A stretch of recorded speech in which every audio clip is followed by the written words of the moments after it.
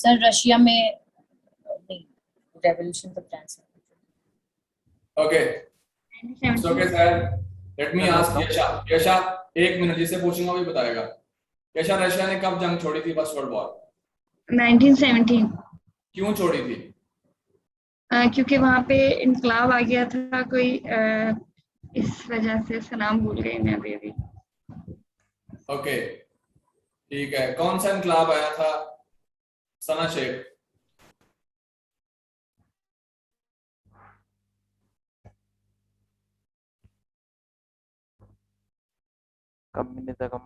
Unmute पे हाथ रखा करें जल्दी जल्दी, आपको तो टाइम बहुत लग जाता है अनम्यूट करते हुए। यार अपने आप को म्यूट रखा करें, तो नॉट म्यूट। सॉरी सर, मैं बोलना चाह रहा था ना, इसलिए कर दिया था।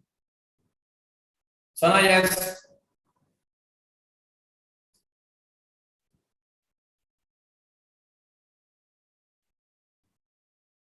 सना से नहीं बोल हो पा रहा, या पता नहीं है उनको कि मैं क्या पूछ रहा हूँ, जवाब नहीं आता होगा। ओके सुंबल,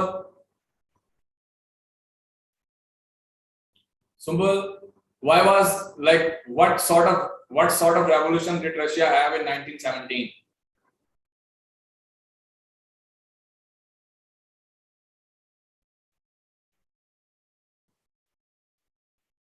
कितने लोगों ने क्लास के बाद में जाके रिवाइज किया है? सर मैं बताऊं? जी बोलें।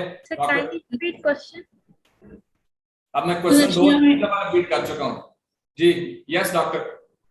सर रशिया में टू रेवोल्यूशंस आई थी। फर्स्ट फेब में आई थी एंड सेकंड अक्टूबर में। जो फर्स्ट रेवोल्यूशन आई थी तब प्रोविजनल गवर्नमेंट बनी थी। जो सेकंड रेवोल्यूशन थी उसमें उन्होंने पीस एग्रीमेंट साइन किया था ग्रीस के साथ, जर्मनी के साथ, तो तब उन्होंने इस वॉर से निकल गए थे।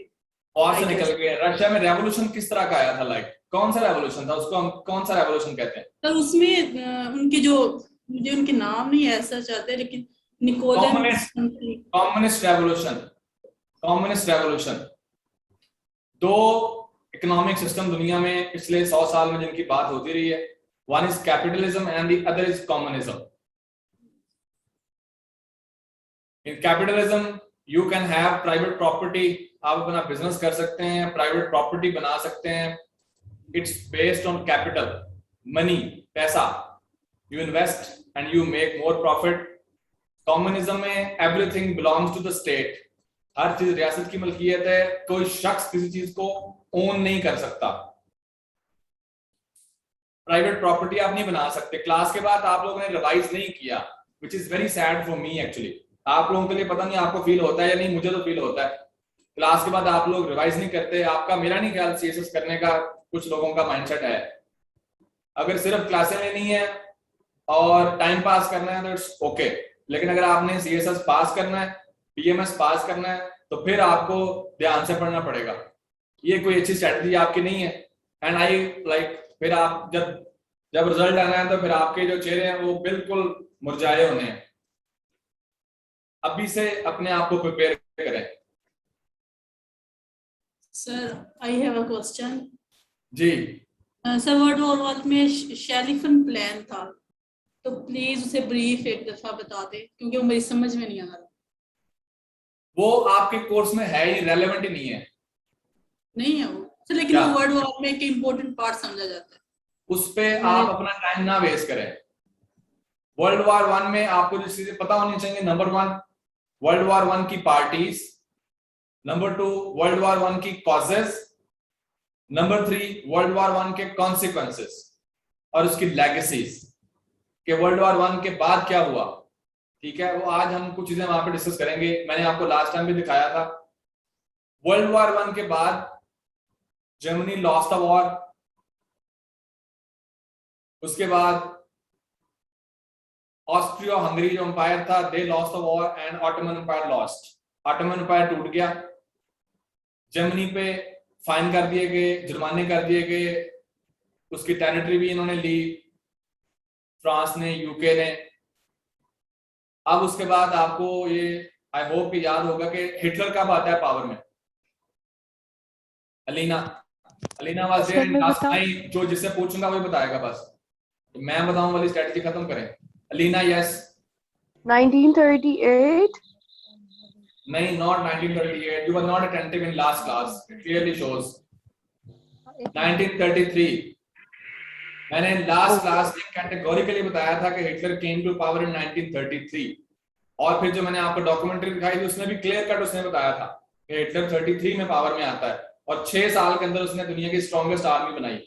लेकिन आप लोग भूल जाते हैं बिकॉज फोकस आई गेस नहीं है मेजॉरिटी ऑफ, यहाँ पे मेजॉरिटी का। ओके, उसके बाद वर्ल्ड वॉर 1 से लेकर वर्ल्ड वॉर 2 के दौरान 2 बड़ी डेवलपमेंट्स होती हैं। उसमें नंबर 1 इटली में आ जाता है फैशिज्म और जर्मनी में आ जाता है नाजिज्म। आज हम दोनों को स्टडी करेंगे।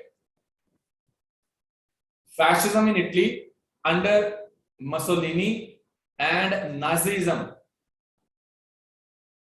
इन जर्मनी अंडर एडोल्फ हिटलर। दोनों की क्या आइडियोलॉजीज थी और उसका फिर क्या इंपैक्ट हुआ यूरोप पे, वी विल डिस्कस दैट।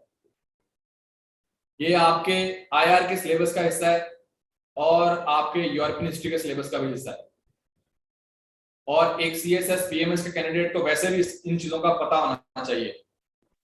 आप अभी कोई ग्रेजुएशन का बीए का या इंटर का इम्तिहान देने नहीं जा रहे, you are going for a competitive examination. तो यहाँ पे रिटन एग्जामिनेशन में भी और इंटरव्यू में भी दे एक्सपेक्ट कि आपको इन चीजों का पता होगा।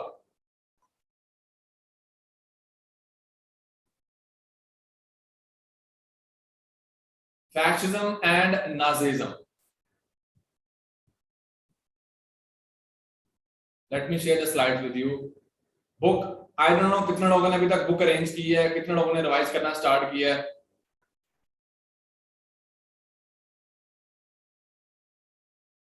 सर ऑर्डर कर दिया, अब टाइम लग रहा है वो आने में। अच्छा, जिन लोगों ने, अगर बाजार में आप जा सकते हैं तो बाजार से किसी दुकान से जाके ले लें डायरेक्ट। अगर आपके पास कोई वहां पे बुक शॉप है जहाँ पे मिल जाती है इजीली, आपको डायरेक्ट जाना चाहिए और बुक ले लेनी चाहिए, विदाउट बजाय कि आप वेट करते रहें कि ऑर्डर पहुंचेगा तो फिर पढ़ेंगे। सर ये बाजार सर तो इधर नहीं मिल possible सकती था, इसलिए। लेकिन एकेडमी से कांटेक्ट किया था और वो कह रहे थे कि हम पहुंचा देंगे आपको। ठीक है, जो एकेडमी से मंगवा रहा है एकेडमी से मंगवा ले, जिसने खुद जाके डायरेक्ट लेनी है वो डायरेक्ट ले ले, your choice. I hope you can see the slides. Yes sir.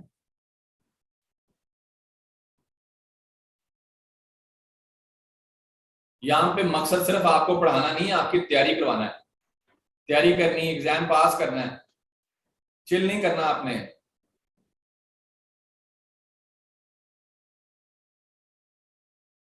ये स्लाइड्स आई होप कि आपको नजर आ रही हैं। Yes, sir. यस सर नजर आ। Okay, fascism and Nazism. ये फैशिज्म का सिंबल है और ये नाजिज्म का सिंबल है। फैशिज्म आता है इटली में और नाजिज्म आता है जर्मनी में।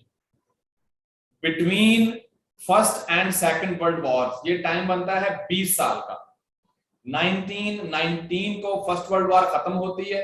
कैजुअलिटीज आपको पता है कितने लोग फर्स्ट वर्ल्ड वॉर में मरे, कितने वुंडेड हुए, उसके बाद फिर कौन कौन सी पार्टीज थी फर्स्ट वर्ल्ड वॉर में। अब उसके बाद 20 साल का पीरियड है, इसे कहते हैं 20 इयर्स क्राइसिस। E.H. कार एक IR का ऑथर है, E.H. कार CARR कार, उसने एक बुक लिखी थी इस पे 20 इयर्स क्राइसिस, 20 साल का क्राइसिस।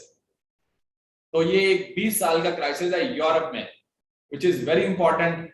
अब इसके अंदर जो डेवलपमेंट्स हो रही हैं which will lead to second world war. Number 1,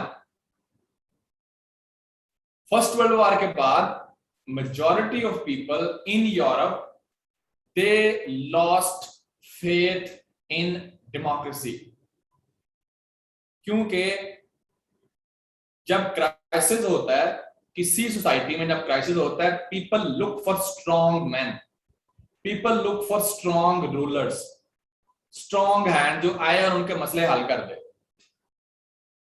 people look for shortcuts. जब क्राइसिस आता है तो लोग फिर शॉर्टकट की तरफ देखते हैं कि कोई ऐसा लीडर हो जो कि आके लोगों को लटका दे और मामला को ठीक कर दे। आपने अपने मुल्क में अपने बड़ों को भी कहते सुना होगा कि पाकिस्तान का एक ही मसला है कि यहाँ पे कोई बहुत सख्त किस्म का रूलर आए और लोगों को लटका दे और मुल्क को सीधा कर दे।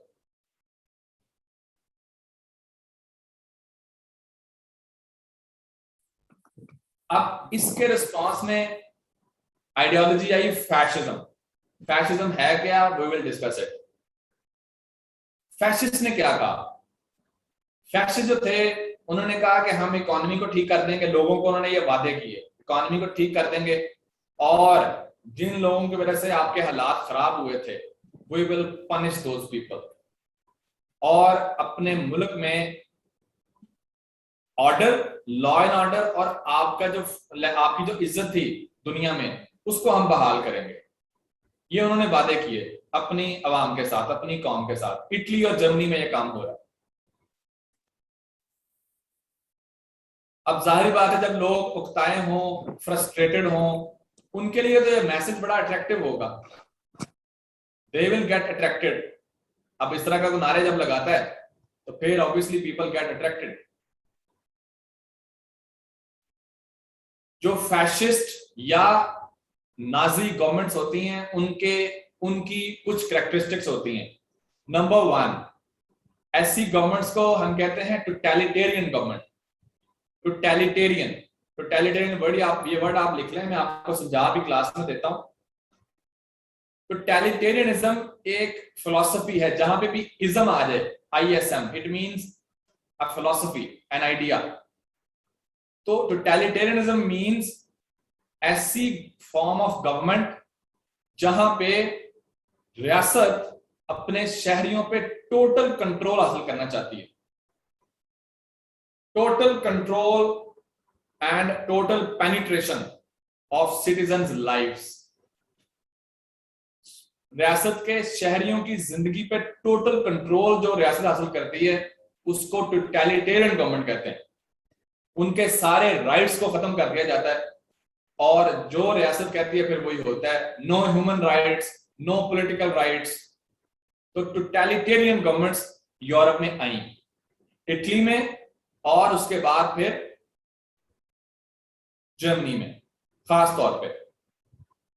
अब टोटलिटेरियन गवर्नमेंट के कुछ कैरेक्टरिस्टिक्स हैं। Number 1, state control of individuals. State कहती है कि शख्स की सबसे जो ज्यादा लॉयल्टी है वो किसके साथ होनी चाहिए? रियासत के साथ। रियासत is more important. Basic liberties खत्म। उसके बाद इन्फोर्स कैसे करती है रियासत अपने इन आइडियाज को, अपनी इस रिट को, अपनी इस आइडियोलॉजी को? Through police terror. सेंसरशिप करती है मीडिया की, अपने ओपोनेंट्स को परसिक्यूट करती है रियासत एक टोटलिटेरियन गवर्नमेंट को एस्टैब्लिश करने के लिए। जिस तरह चाइना में अगर आप देखें आज भी, तो आप गूगल पे जाके गवर्नमेंट की मर्जी के बगैर कोई वर्ड सर्च भी नहीं कर सकते। चाइना में आप डेमोक्रेसी का वर्ड सर्च भी नहीं कर सकते गूगल पे। नॉर्थ कोरिया में आप डेमोक्रेसी का वर्ड सर्च भी नहीं कर सकते। नॉर्थ कोरिया में एक टोटलिटेरियन गवर्नमेंट है। नॉर्थ कोरिया का एग्जांपल ज्यादा रेलेवेंट है। वहां पे एक ऐसी गवर्नमेंट है जो कि अपने शहरियों की जिंदगी को 100% मॉनिटर करती है, कोशिश पूरी करती है। उसके बाद मॉडर्न टेक्नोलॉजी की वजह से ऐसा करना बड़ा आसान हो गया, बिकॉज आजकल मैस कम्युनिकेशन का दौर है, टेक्नोलॉजी का दौर है, वेपन्स भी एडवांस्ड हैं। लोगों के मोबाइल्स पे, लोगों की जिंदगी पे चेक रखना पहले से ज्यादा आसान है। उसके बाद स्टेट कंट्रोल करती है बिजनेस को, हाउसिंग को, लेबर को, एजुकेशन को, आर्ट्स को, रिलीजन को। Everything is controlled by state. And in totalitarian government there is dictatorship and one party rule. एक पार्टी रूल करती है वहां पे मरीम नवाज का और फजलुर रहमान का कोई कॉन्सेप्ट नहीं है। कोई जलसा नहीं कर सकता गवर्नमेंट के खिलाफ। यहाँ पे तो आपको पता है जलसे हो रहे हैं, दंदनाते फिरती ऑपोजिशन। पहले इमरान खान साहब इस तरह करते थे जब दूसरे गवर्नमेंट में थे, अब वो गवर्नमेंट में तो दूसरे इस तरह कर रहे हैं। हमारे यहाँ तो ऑपोजिशन है, लेकिन जो टोटलिटेरियन गवर्नमेंट होती है वहां पे कोई ऑपोजिशन नहीं होती। सवाल ही पैदा नहीं होता कि कोई जलसा कर जाए और लोगों को गवर्नमेंट के खिलाफ को बोल जाए। वन पार्टी रूल होता है। लीडर जो है वो डायनामिक होता है, नारे लगाता है, क्रिस्मेटिक लीडर होता है। आपको नजर आएगा इटली में मसोलिनी, लास्ट आपने वो डॉक्यूमेंट्री में देखा होगा। उसके बाद in Germany you had Hitler. और आइडियोलॉजी ये होती है कि रियासत को आपने ग्लोरीफाई करना। State is more important, everything is for state. अगर इकोनॉमी है तो वो रियासत की इकोनॉमी है, सोसाइटी है वो like everything belongs to the state. आपकी पर्सनल कोई जिंदगी नहीं है, जो रियासत आपको कहेगी आपने वही करना है। This is totalitarian kind of government. I hope this is clear to you.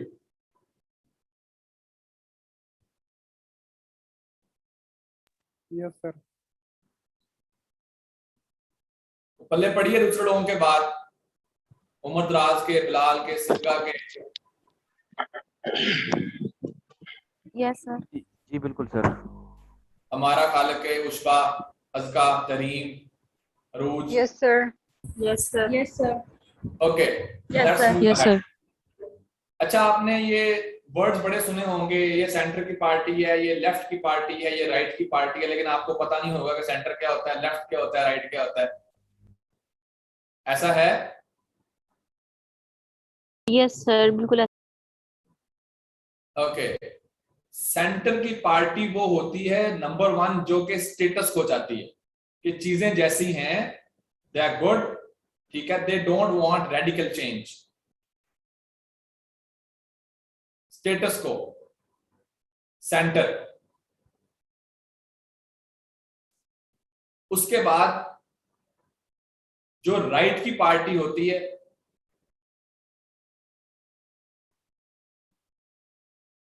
they are nationalist parties, religious parties, nationalist और religious parties, उन्हें राइट की पार्टीज कहते हैं। तो नाजी पार्टी जो थी जर्मनी में, it was a party of extreme right because it was not only nationalist, mean that they preferred Germany over everything, but they were also racist. वो resist भी थे। They thought कि German race was the superior race, Aryan race, and the German people they had more rights than any other race in the world.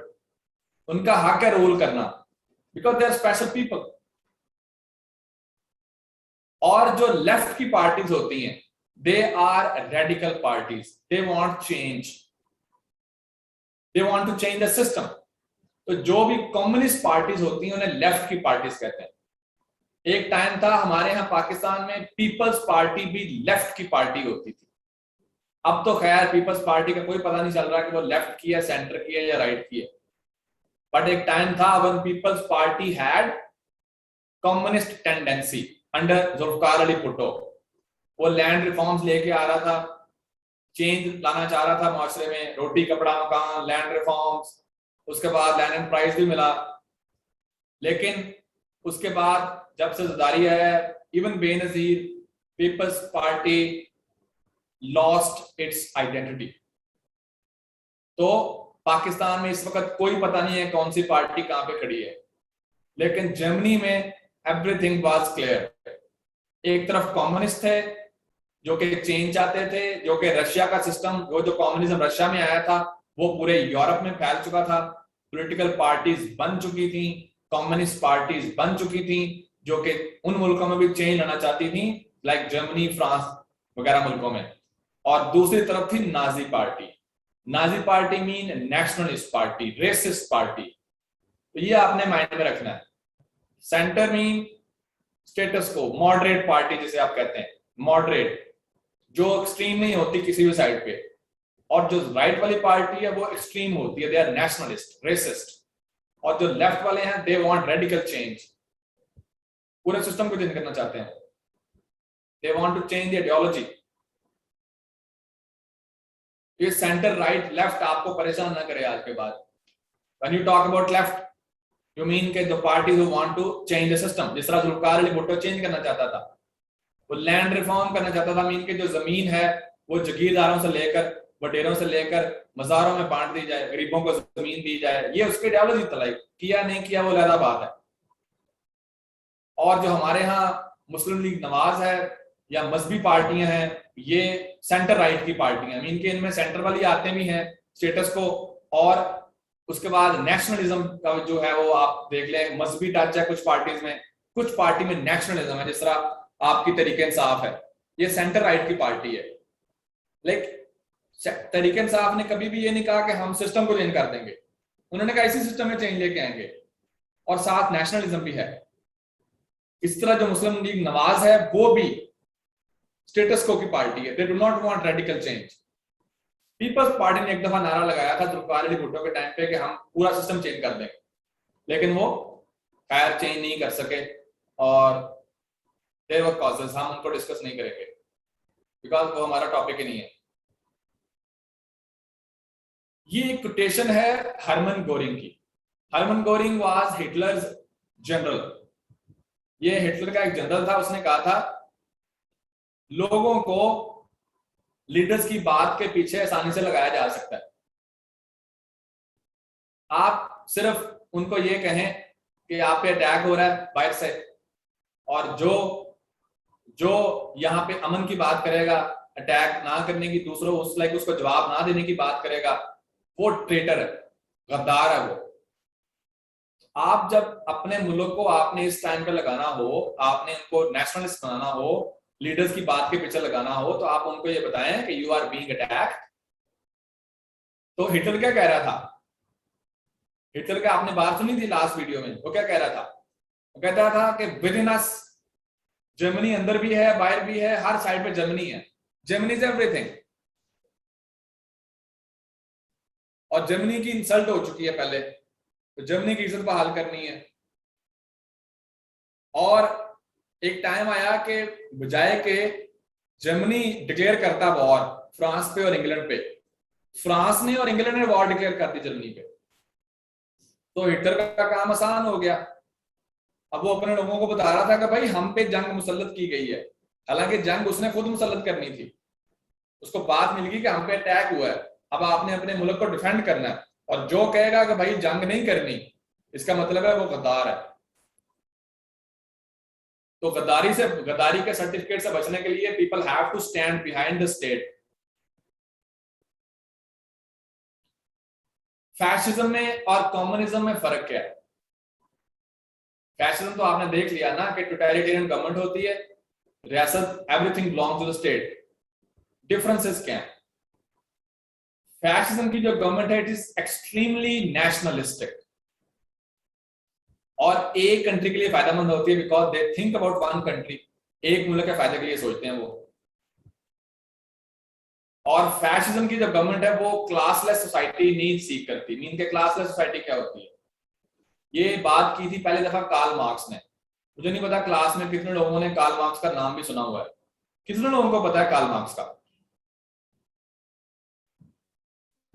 Sir सिर्फ नाम ही सुना है, इसका काम नहीं पता। अच्छा, नाम सुना हुआ है, चले इतना ही बड़ा नाम सुना हुआ है। कितने लोगों को पता है कार्ल मार्क्स की क्या कंट्रीब्यूशन है?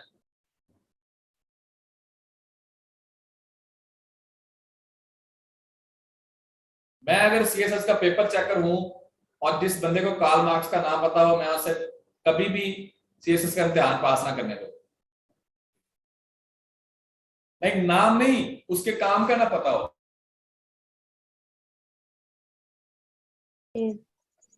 कार्ल मार्क्स जो है इसकी कम्युनिज्म के लिए है, क्योंकि ये सबसे पहले इसने कम्युनिज्म के लिए बात इसने छेड़ी थी, और उसके बाद जो है लेनिन ने आगे बढ़ाया था। ये कम्युनिज्म का कॉन्सेप्ट जो है कार्ल मार्क्स की फिलॉसफी है। वेरी गुड, ठीक है। कम्युनिज्म का जो कॉन्सेप्ट है ये कार्ल मार्क्स की ही फिलॉसफी है, उसी ने काम किया था। और दुनिया जो बुक लिखी थी द 100, जो मैंने आपको कहा था आप लोग पढ़ें, आप में से मेजॉरिटी ने, मुझे पता है कि कुछ ने शुरू की होगी, कुछ ने नहीं की होगी। तो Karl Marx is one of the 100 people who influenced human history. Karl Marx is one of them. Sir working class के लिए भी बात की थी इसने। Very important one. Karl Marx ने किताब लिखी थी Das Kapital, DASKIPITL, Das Kapital, very famous book.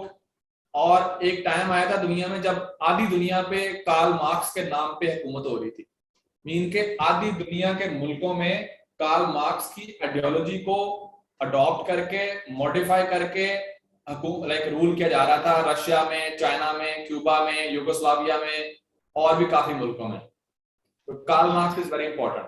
तो कार्ल मार्क्स ने कहा था क्लासलेस सोसाइटी। क्लासलेस सोसाइटी से क्या मुराद है? उसने कहा था कैपिटलिज्म में क्या होता है? कैपिटलिज्म में ये होता है एक फैक्ट्री का ऑनर है, वो इन्वेस्ट करता है, साथ वो मजदूर रखता है काम करने के लिए। अब चीज बनाते हैं मजदूर, वर्कर्स। वो जूते, फॉर एग्जांपल जूते की फैक्ट्री है, जूता कौन तैयार करता है? वर्कर, प्रॉफिट किसको जाता है जूते का? मैनेजमेंट को, हेड होता है, ऑनर को, कंपनी को, ऑनर को। हालांकि उसको प्रॉफिट क्यों जाता है? बिकॉज उसने क्योंकि इन्वेस्टमेंट की कंपनी की होती है, क्योंकि उन्होंने इन्वेस्ट किया होता है। एक minute, one by one. Because उसने जाता है, बिकॉज उसने इन्वेस्टमेंट की होती है। उसने कैपिटल लगाया होता है, उसने इन्वेस्टमेंट की होती है, उसने इन्वेस्टमेंट की होती है, उसने कैपिटल लगाया होता है, उसने सरमाया लगाया होता है। इसलिए ये सिस्टम कौन सा सिस्टम कहलाता है फिर? कैपिटलिज्म का। Capitalism. Yeah, now you got it. This system is called capitalism because the capitalist जो कैपिटल लगाता है वो प्रॉफिट कमाता है। हालांकि मेहनत तो सारी की मजदूर ने, जूता तो बनाया मजदूर ने, उसको क्या मिलता है? उसको सिर्फ दिहाड़ी मिलती है बस, बाकी जो प्रॉफिट होता है वो कंपनी कमाती है। तो कार्ल मार्क्स ने फिर ये कहा, ये मैं आपको कम्युनिज्म बता रहा हूं ब्रीफली। कार्ल मार्क्स ने फिर ये कहा कि ये है एक क्लास वाली सोसाइटी जहां पे एक कैपिटलिस्ट है और उसके नीचे जो है वो मजदूर है, क्लासें बनी हुई हैं। तो इसको खत्म करना है। सोसाइटी ऐसी होनी चाहिए जहां पे कोई क्लास ना हो और वर्कर्स की हुकूमत हो, सारे वर्कर्स हों। कोई कैपिटलिस्ट को होना ही नहीं चाहिए। रियासत इन्वेस्टमेंट करे, लोग काम करें। ये जो कॉन्सेप्ट है ना कि मतलब आप एक टाइम आएगा, उसने कहा कि सारे वर्कर्स, उनको एहसास होगा कि वो तो एक्सप्लॉइट हो रहे हैं। ये जो कैपिटलिस्ट है, ये जो सरमायादार है, ये हमें एक्सप्लॉइट कर रहा है, हमारा फायदा उठा रहा है, काम हमसे करवा रहा है और पैसा सारा खुद कमा रहा है। तो कार्ल मार्क्स ने कहा एक टाइम आएगा कि ये वर्कर सारे इकट्ठे हो जाएंगे और ये कैपिटलिज्म के खिलाफ इनकलाब लेके आएंगे और ये अपनी हुकूमत कायम कर देंगे। तो ये है कम्युनिज्म की मेन आइडियोलॉजी, ठीक है, जहां पे workers would unite against the capitalist. अब फैशिज्म में ऐसी कोई बात नहीं है। फैशिज्म में क्लासलेस सोसाइटी नहीं होती। क्लासलेस सोसाइटी का मतलब जहां पे कोई क्लासेस ना हो। Upper class like elite class, upper class, upper middle class, आपने नाम सुने होंगे ये, lower class. There would be no classes in a communist society. लेकिन फैशिस्ट सोसाइटी में क्लासेस होती हैं, एलीट भी होगी। उसके बाद फैशिस्ट सोसाइटी में कौन होते हैं? अरिस्टोक्रेट्स, इंडस्ट्रियलिस्ट भी होते हैं, वॉर वेटरन्स भी होते हैं, मीन के वॉर फाइटर्स, वॉरियर्स। उसके बाद लोअर मिडिल क्लास। तो फैशिस्ट की तो ये मेन कैरेक्टरिस्टिक्स हैं। वो क्लासलेस सोसाइटी नहीं चाहते, एक्सट्रीमली नेशनलिस्टिक हैं, एक मुल्क का मतलब सोचते हैं, अपनी आइडियोलॉजी को वो बाहर फैलाना नहीं चाहते। उनमें अरिस्टोक्रेट्स भी हैं, इंडस्ट्रियलिस्ट भी होते हैं फैशिज्म में। अब उसके उलट अगर हम बात करें कम्युनिज्म की, तो कम्युनिज्म इज इंटरनेशनलिस्ट।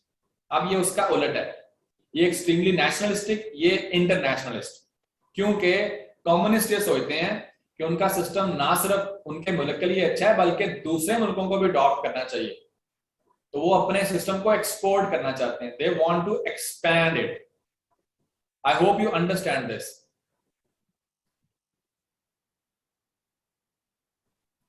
समझ आइए आपको ये बात? Yes sir. लेकिन एक पॉइंट इधर है कि वो एक्सपेंड कैसे करेंगे मतलब सिस्टम को? हम ना एक्सपैंड करेंगे, दूसरे मुल्कों में पार्टीज को सपोर्ट करेंगे जो कम्युनिस्ट पार्टीज होंगी।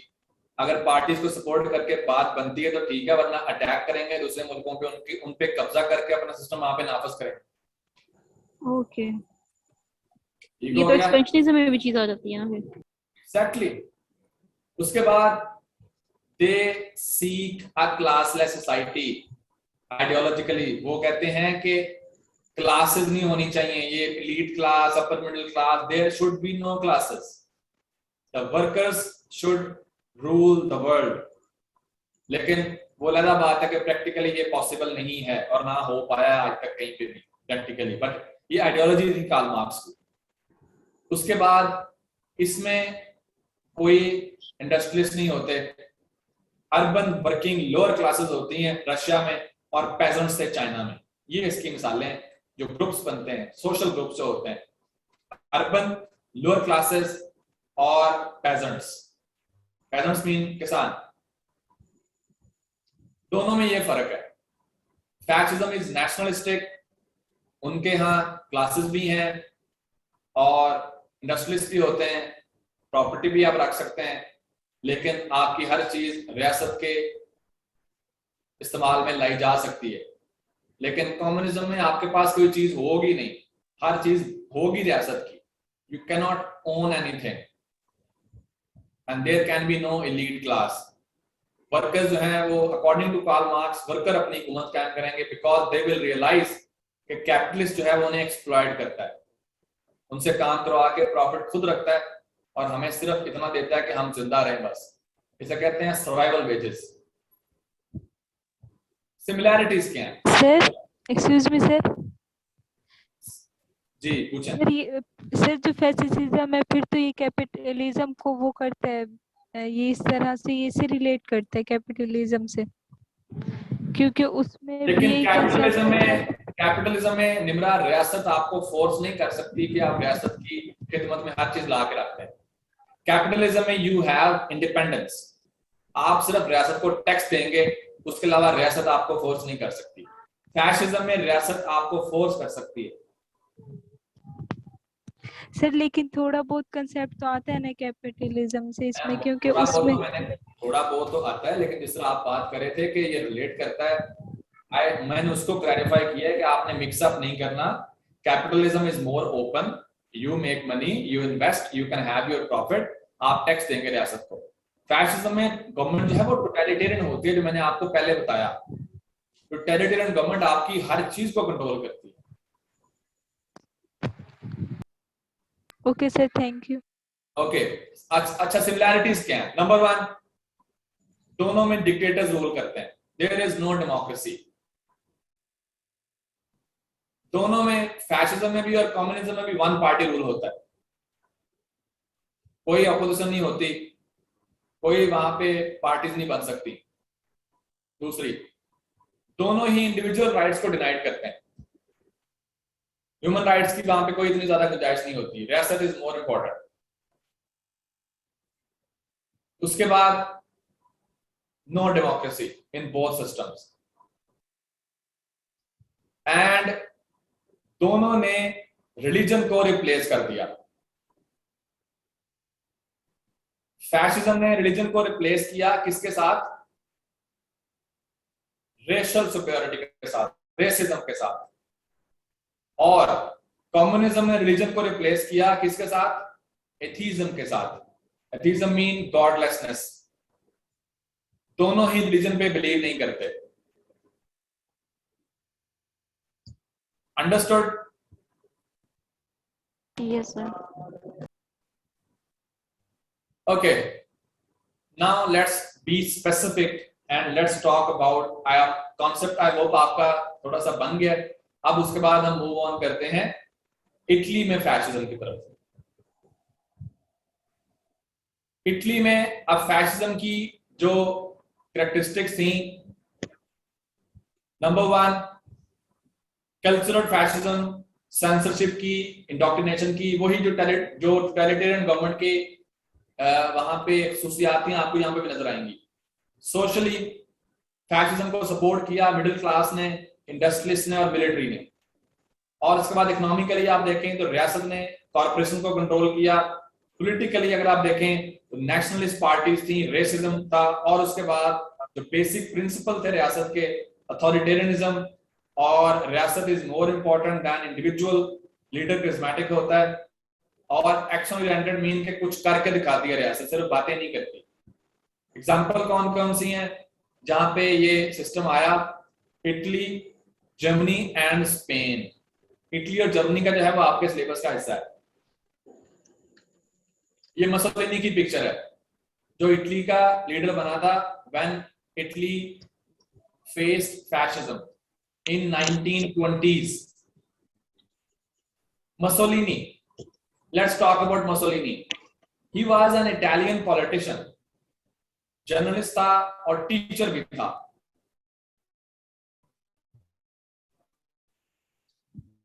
और उसका लीडर था।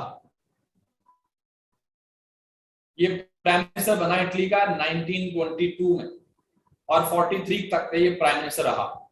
1922 में इसने कू किया था वहां पे, और कू करके he became the leader of Italy। 1925 में he became dictator, मीन के टोटल पावर इसने अपने हाथ।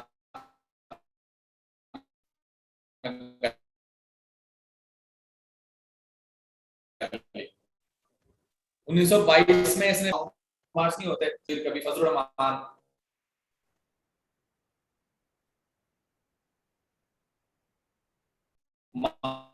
की थी। इसलिए हमारे यहाँ भी लोगों को लॉन्ग मार्च का बहुत शौक होता है। उनको लगता है कि पता नहीं उनका भी वही फायदा होगा जो इन लोगों ने फायदा उठाए थे, प्रेशराइज करके बंदों को साथ मिला के। तो coup किया था इसने और रोम बात है। और जो वहां पे किंग था विक्टर एमैनुअल, उसको लगा कि जब ये मार्च अगर कंप्लीट हो जाता है तो सिविल वॉर ना स्टार्ट हो जाए इटली में। तो उसने क्या किया, उसने मसोलिनी को चुप कराने के लिए उसने इसको प्राइम मिनिस्टर बना दिया।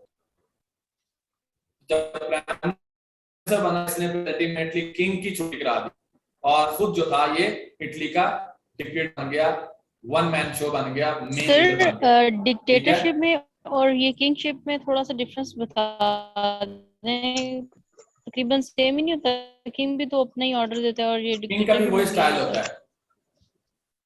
किंग का भी, लेकिन किंग का ये होता है कि किंग हेरिडेटरी होता है, वो मरूसी लीडर होता है, वो बाप दादा से उसको पास मिली होती है। डिक्टेटर जो होता है वो खुद बना होता है, वो बाप दादा से ट्रांसफर नहीं हुई होती उसको पावर। तो मसोलिनी का बाप या दादा वहां पे में रूलर नहीं था। अब मसोलिनी पे इन्फ्लुएंस किन लोगों का था? Number 1 yes sir, yes sir. शुक्र है, प्लेटो, अफलातून उर्दू में कहते हैं उसे। उसने लिखी थी रिपब्लिक, द रिपब्लिक बुक। उसमें वो बात करता है ग्रीस की और वो बात करता है फिलोसोफर किंग की। प्लेटो कहता है कि कंट्री का जो रूलर है उसे फिलोसोफर भी होना चाहिए, जिसके पास सबसे ज्यादा नॉलेज हो उसी पर रूल करना चाहिए उस मुल्क पे। He talks about philosopher king. तो एक तो ये इन्फ्लुएंस था आपके मसोलिनी पे। उसके बाद जूलियस सीजर। जूलियस सीजर जो है ये रोमन एम्पायर का एक बहुत मेन जनरल था, जो बाद में उनका सीजर बना, मीन के उनका लीडर बना। वॉरियर था, वाइज मैन था, तो ये उससे भी इंस्पायर था मसोलिनी। उसके बाद Machiavelli he was an Italian realist. Realism आपने पढ़ा, तो मैकियावेली जो था वो इटालियन था और वो रियलिज्म की फिलॉसफी पे बिलीव करता था। और उसकी ये थिंकिंग थी कि पीपल आर सेल्फ सेंटर्ड, लोग खुद जो है वो खुद गर्ज हैं, इसीलिए वो अपने आप को गवर्न नहीं कर सकते। उनको एक स्ट्रॉन्ग किस्म की गवर्नमेंट चाहिए जो उनकी इस खुद को कंट्रोल कर सके। You understand this? समझ आ रही है? लेकिन जो आता है वो भी तो खुदगर्ज ही। ख़वातीन और हज़रात, जिला यस सर। उसके बाद नीत्शे, फ्रेडरिक नीत्शे, ये जर्मन था। तो नीत्शे का कॉन्सेप्ट था सुपरमैन। सुपरमैन जो इकबाल का मर्द मोमन आप कह लें। तो सुपरमैन मीन के एक्स्ट्राऑर्डिनरी जो आप में क्वालिटीज वाला इंसान होता है। तो Mussolini thought कि he was one such. Iqbal का जो मर्द मोहम्मद था वो मजहबी था, ईमान रखने वाला था। जो नीचे का है वो एंटी गॉड है, उसमें गॉड का कोई टच नहीं है, लेकिन वो भी एक्स्ट्रा ऑर्डिनरी क्वालिटीज रखता है। तो ये मसोलिनी जिनसे इन्फ्लुएंस था, जिनसे इंस्पायर था, उनमें प्लेटो है, जूलियस सीजर है, मैकियावेली है और नीत्शे है। इनमें से पता नहीं कितने होंगे आपने पहले नाम सुने हैं, आई डोंट नो, पता तो होना चाहिए जो सीएसएस पीएमएस को हाथ डालता है। लेकिन अनफॉर्चुनेटली हमारे यहाँ लोग यहाँ पे डिग्रियां बांट रहे हैं, बैचलर की, मास्टर की, कोई पढ़ा हो ना हो, लेकिन मास्टर हम लोग कर लेते हैं, बैचलर कर लेते हैं। अब फंसते आके सीएसएस में और पीएमएस में, वहां पे वो आपसे डिमांड करते हैं कि आपको चीजों का पता होना चाहिए, अब जॉब लेनी है।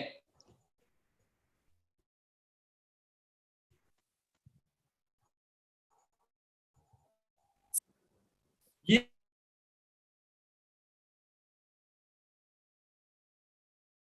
इकट्ठा आप कह लें से, ठीक है, जो बंडल आपसे कह लें इकट्ठा किया हुआ है, उसको बांधा हुआ है।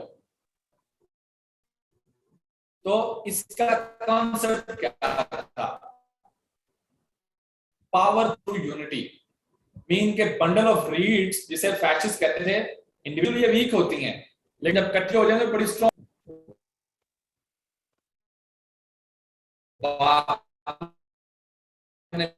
बेटों को अगर लगनी है तो नहीं तो याद नहीं। वही कॉन्सेप्ट है कि लोग, कौम के लोग अगर इकट्ठे होकर कोई काम करें, अगर वो रियासत के अंडर इकट्ठे हो जाएं तो they are very strong. Okay, तो ये इसी कॉन्सेप्ट को लेकर उन लोगों को इकट्ठा किया, रियासत के कंट्रोल में लेके लोगों को।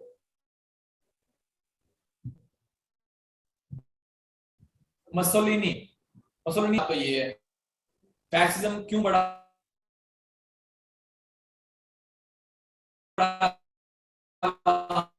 जो पेरिस पीस कॉन्फ्रेंस हुई थी, ट्रीटी ऑफ वर्साइल्स, वहां पे जब बंदर बांट हुई, जर्मनी के इलाके लिए गए, जर्मनी को जुर्माने किए गए, वहां पे इटली को कुछ ज्यादा चीजें नहीं मिल पाई, तो इटली के लोग खुश नहीं थे उस चीज से, दे वर नॉट हैप्पी, बिकॉज हालांकि इटली ने तो साथ दिया था यूके का, फ्रांस का, but Italians they were not happy. उससे क्या हुआ? डिसअपॉइंटमेंट थी वहां पे। उसके बाद इटली में फर्स्ट वर्ल्ड वॉर के बाद इन्फ्लेशन थी, अनएम्प्लॉयमेंट थी। तो जब अनएम्प्लॉयमेंट हो, इन्फ्लेशन हो, तो फिर क्या होता है? People look for alternative ideologies, people look for strong people जो आके उनके मसलों को हल कर दें। उसके बाद मसोलिनी ने आके वादा किया लोगों से कि मैं आपकी इकोनॉमी को रेस्क्यू करूंगा और रीबिल्ड करूंगा आपकी आर्म फोर्सेस को। और 1919 में उसने अपनी पार्टी की बुनियाद रखी इटली में, फैशिस्ट पार्टी। और जब इकोनॉमिक हालात बुरे हों तो फिर इस तरह की जो रेडिकल आइडियोलॉजीज होती हैं, जो अब्रप्ट चेंज आ रही होती हैं, वो बड़ी पॉपुलर हो जाती हैं।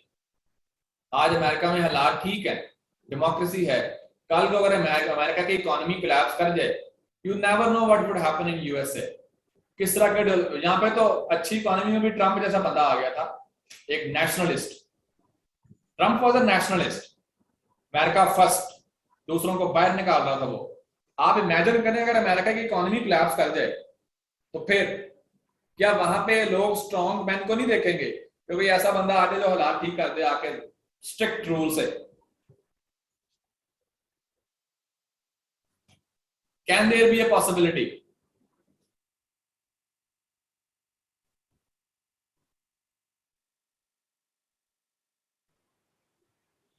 सर जी जनाब। तो सर हम ये कह सकते हैं कि पाकिस्तान में भी यही करने की कोशिश की जा रही है? पाकिस्तान में मसला यह है कि पाकिस्तान में अभी उस तरह का फैशिज्म है नहीं जिस तरह लोग कहते हैं। मैंने आपको बताया फैशिज्म में कोई जलसा नहीं कर सकता, कोई मरियम नवाज नहीं होती वहां पे, कोई फजल रहमान नहीं होता, कोई कुछ नहीं होता। तो यहाँ पे तो आपको पता है पिछले पूरे साल में जलसे हुए हैं, जो हुकूमत को गालियां निकाली गई हैं। फैशिज्म में कोई गाली नहीं निकाल सकता, देयर इज नो पॉसिबिलिटी कि आप कोई बुरा भला कह सकें, उठा के आपको जेल में डाल देंगे। यहाँ पे तो दंदनाते फिर रहे हैं लाइक। सर वो इकॉनमी वाली जो आपने बात की थी कि इकॉनमी कोलैप्स करे तो वह किसी ताकतवर बंदे की तरफ देखते हैं हम। या वो होता है, हमारे यहाँ भी तो लोग यही चाहते हैं ना कि कोई ऐसा सख्त किस्म का बंदा आ जाए जो लोगों को लटका दे और मुल्क को ठीक कर। सही से होता ये है कि वो बंदा खुद आके डिक्टेटर बन जाता है। नॉर्थ कोरिया को हम रिलेट कर सकते हैं? नॉर्थ कोरिया, बिल्कुल, नॉर्थ कोरिया तो है ही टोटलिटेरियन गवर्नमेंट। वहां पे तो शुरू से ये है, जब से हम देख रहे हैं, लाइक वहां पे ये सिस्टम चल रहा है। मार्च ऑन रोम, रोम पे मार्च करता है इटली अपने ब्लैक शर्ट्स के साथ, अपनी पार्टी के साथ, और ultimately he became prime minister. अक्टूबर 27 से लेकर अक्टूबर 29 तक 1922 फैशिस्ट ब्लैक शर्ट्स जो थे उन्होंने रोम पे मार्च किया और डिमांड किया अपने किंग विक्टर इमैनुअल III से कि वो मुसोलिनी को गवर्नमेंट का इंचार्ज बनाए। अल्टीमेटली विक्टर जो है, इमैनुअल जो है, किंग जो है वहां पे इटली का, वो मुसोलिनी को वहां पे प्राइम मिनिस्टर बना देता है। लीगली प्राइम मिनिस्टर बनता है। अब मुसोलिनी प्राइम मिनिस्टर बन के क्या करता है? पहले तो वो अपना नाम चेंज करता है, ही बिकम्स द लीडर। उसके बाद डेमोक्रेसी को खत्म करता है। There would be no democracy and there would be no opposition parties, सिर्फ फैशिस्ट होंगे बस। मुसोलिनी के इकदामात किस तरह अपनी पावर को वो वहां पे स्ट्रेंथन करता है। सीक्रेट पुलिस बनाई उसने जो कि अपने पॉलिटिकल ओपोनेंट्स को उठा के जेल में डालती थी। रेडियो पब्लिकेशंस, तब टीवी तो आपको पता है इतना होता नहीं था, टीवी चैनल जियो न्यूज और एयरवेज वहां पे तब नहीं थे। रेडियो और पब्लिकेशन चलती थी, उन पे भी उसने सेंसरशिप लगाई। उसके बाद इकोनॉमी को उसने कंट्रोल किया, इंडस्ट्रीज को, और लार्ज लैंड ऑनर से बड़े बड़े जागीरदारों को साथ मिला के उसने इकोनॉमी को कंट्रोल किया। और उसके बाद जब स्पेन में सिविल वॉर होती है, वहां पे भी फैसिज्म को लाने की कोशिश की जाती है स्पेन में, तो वहां पे भी इटली सपोर्ट करता है। हिटलर भी वहां पे सपोर्ट करता है फ्रांको की। फ्रांको जो था वो स्पेन का लीडर था जो स्पेन में भी फैसिज्म लाना चाह रहा था, तो हिटलर और मुसोलिनी ने उसको सपोर्ट किया। And who is this man?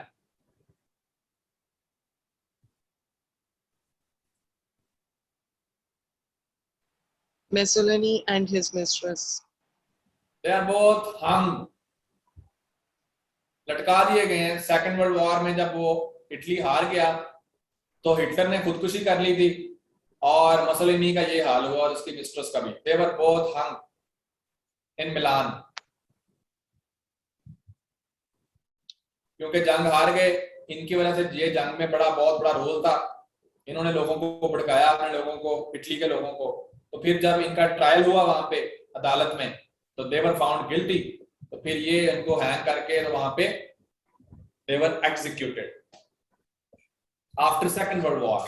सही है जी सर। सही है, जो उनकी मिस्ट्रेसेस को हमेशा लटकाते हैं साथ, तो क्या ये प्रॉपरली इनको साथ देते हैं जैसे ये खुद कर रहे होते हैं?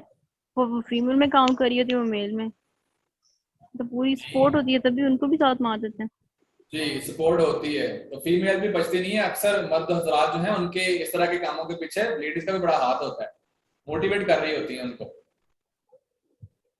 तो हिटलर ने भी अकेले ने खुदकुशी नहीं की थी, उसकी मिस्ट्रेस ने भी साथ की थी, जिसके साथ उसने शादी कर ली थी कुछ ही टाइम पहले। Because he was so busy, वो बेचारा शादी भी नहीं कर पाया। लेकिन जब पता चल गया था कि अब मौत आने वाली है, then they married and then they both committed suicide together. तो मुसोलिनी और ये जो इनकी मिस्ट्रेस है Claretta, they were also hung together in Milan. Effects क्या हुए? जब मुसोलिनी मर गया उसके बाद, क्योंकि सेकंड वर्ल्ड वॉर शुरू हो गई थी, उसमें इटली ने जर्मनी का साथ दिया, क्योंकि जर्मनी भी फाशिस्ट था। इनके नाजिज्म उसकी एक फॉर्म है फैशिज्म की। तो फिर इटली भी हार गया, जर्मनी भी हार गया जंग में।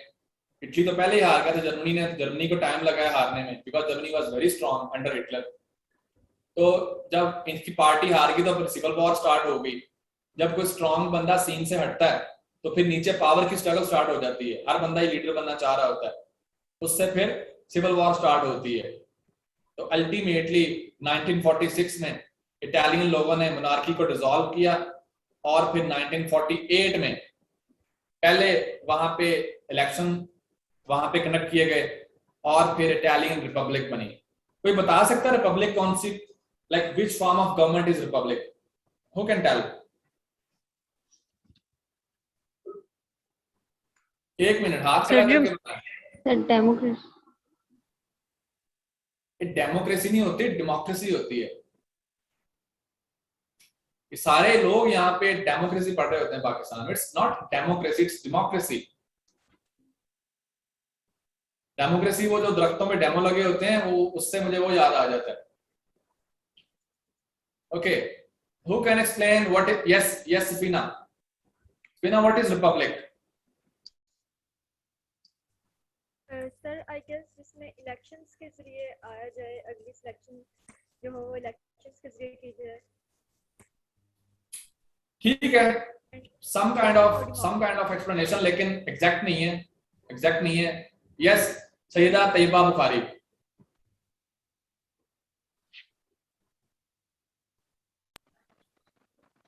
सर ऐसी स्टेट जिसमें सुप्रीम पावर जो है वो पीपल के उससे इलेक्शंस के थ्रू होती है, आई गेस। ठीक है, ओके ओके, ठीक है, लाइक दोनों की बात पार्शली ठीक है। You are both partially correct, Safina and Tayyaba. Equality होती है उनमें, मतलब इक्वालिटी बेस पे जो है प्रॉपर उनकी नॉमिनेशन होती है और उसके बाद वो इलेक्ट होते हैं उनके जो वोट्स पर। ओके, कोई और इसमें ऐड करना चाहता है? सना रूज, सना yes. State is ruled by representative of the citizen body, कह सकते हैं हम। ये अभी देखा है, गूगल से देखा है? नहीं, ये लिखवाया था। सच्ची सही से बताना है? जी सही बताया। सही बताया, वेरी गुड। या तो ये एग्जैक्ट डेफिनेशन है, लेकिन बात वही है जो सफीना ने और तैयबा ने की थी। उन्होंने एक्सप्लेन किया था कि ऐसी गवर्नमेंट जो कि अवामी नुमाइंदे रूल करें, it's called a republic. Sana you are right, Sana ने भी ठीक है, सफीना ने भी और तैयबा ने भी। ऐसी गवर्नमेंट जो कि पब्लिक या सिटीजन्स के नुमाइंदे, a government which is ruled bye representatives of the public is called. इनके नंबर्स में इक्वालिटी होती है। Equality is not a condition. Public representatives हों उसे रिपब्लिक कहते हैं। पाकिस्तान भी एक रिपब्लिक है, इस्लामिक रिपब्लिक ऑफ पाकिस्तान है। हमारे यहाँ जो कि इस्लाम का भी अमल दखल है, इसलिए we are an Islamic republic. China is also a republic, people's republic of China कहते हैं वो। तो republic means a government which is ruled by public representatives. Okay, उसके बाद तो इटली में फैसिज्म खत्म हुआ, तो पहली रिपब्लिक बन गई जहां पे लोग इलेक्ट होके इटली के लीडर्स बने। ये कब की बात है? 1948, पाकिस्तान बनने के बाद की बात है। और अभी ये पूरी दुनिया को लाइक दर्श दे रहे होते हैं। जस्ट इमेजिन के 70-80 साल पहले वहां पे क्या हो रहा था। तो ये नेशन बन गई है। तो Pakistan can also become a very good nation. Time लगता है। उन्होंने जंगें लड़ी, एक दूसरे को मारा, सिविल वॉर्स हुई, वहां पे वर्ल्ड वॉर्स हुई। They learned their lessons, उन्होंने सबक सीख लिए। हमारे यहाँ मसला ये है कि यहाँ पे कुछ हुआ ही नहीं अभी तक इस रीजन में।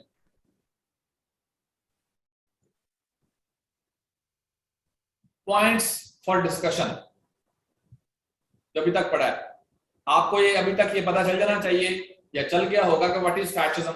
आई होप यू अंडरस्टूड। उसके बाद कौन सी कंडीशन थी जिनकी वजह से फैशिस्ट पावर में आ गए? अनएम्प्लॉयमेंट थी, इन्फ्लेशन थी, फिर ट्रीटी ऑफ वर्साइल्स में फर्स्ट वर्ल्ड वॉर के बाद कोई ज्यादा फायदा नहीं हासिल कर सका इटली, उससे भी लोग डिसअपॉइंटेड थे। ये एक रिकैप आपको दे रहा हूं मैं। उसके बाद मुसोलिनी ने अपनी पावर को कंसोलिडेट कैसे किया? उसने पॉलिटिकल पार्टीज को बैन कर दिया, उसने सीक्रेट पुलिस बनाई, ओपोनेंट्स को उठाकर जेल में डाला, प्रोसिक्यूट किया, और उसके बाद इकोनॉमी को कंट्रोल किया। with industrialists or large land owners. I hope you remember the things which we just discussed. Okay, let's move towards Germany. Nazism. Nazism आता है जर्मनी में और ये है उसका सिंबल, इसे कहते हैं swastika. This symbol is called as swastika. इसका नाम अभी आ जाएगा. ये है आपका Germany after first world war.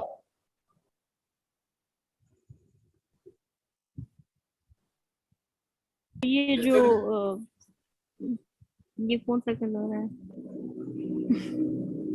ये जर्मनी है और जर्मनी के ये वाले जो एरियाज हैं इन्होंने बंदर बांट कर लिए आपस में फर्स्ट वर्ल्ड वॉर के बाद. जर्मनी पे जुर्माने भी ऐड किए. This is Soviet union. Poland जिसपे जर्मनी ने फर्स्ट वर्ल्ड वॉर में भी अटैक किया था, सेकंड वर्ल्ड वॉर में भी अटैक किया. और फ्रांस ये है जिसको जर्मनी ने पहली वॉर में भी बहुत आसानी से हरा दिया था और सेकंड वर्ल्ड वॉर में भी आसानी से हरा दिया था. मसला बना है यूके से, रशिया से और फिर अमेरिका से. अब जर्मनी वे लोग सोच रहे थे कि ट्रीटी ऑफ वर्साइल जो थी, जो पेरिस में हुई, फ्रांस में हुई फर्स्ट वर्ल्ड वॉर के बाद, जिसमें जर्मनी पे जुर्माने किए गए कि भाई आपकी वजह से जंग स्टार्ट हुई थी, you are responsible, we will punish you with fines and we will also confiscate your territory भी ली और जुर्माने भी किए. तो जर्मनी के लोग क्या सोच रहे थे? दे थॉट ये नाइंसाफी है, ये ज्यादती है, ये जुल्म है हम पे. मैंने आपको बताया Germans thought they were special people. आज भी जर्मनी का जो एजुकेशन सिस्टम होता है वो दुनिया में सबसे लेटेस्ट होता है आज भी.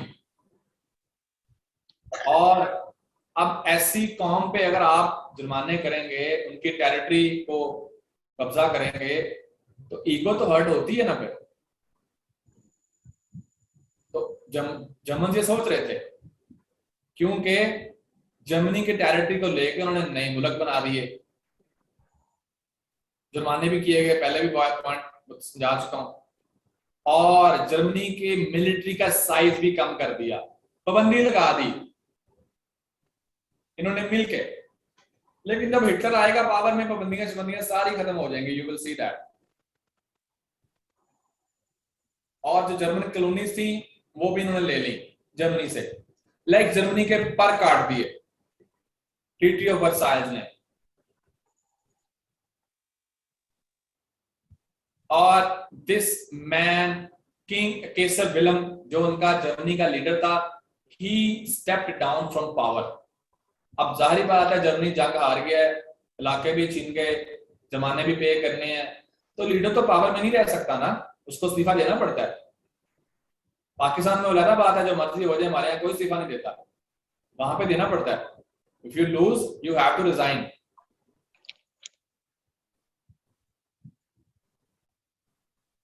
जर्मनी अब जब लीडर उतर जाए तो फिर क्या होता है मुआशरे में? अचानक chaos. जर्मनी में डेमोक्रेटिक गवर्नमेंट बनाने की कोशिश की गई, इलेक्शन करवा दिए गए, उसे कहते थे Weimar republic. It was called as Weimar republic. They tried to make a democratic government. लेकिन let me tell you one thing, Germany did not have any tradition of a democratic government.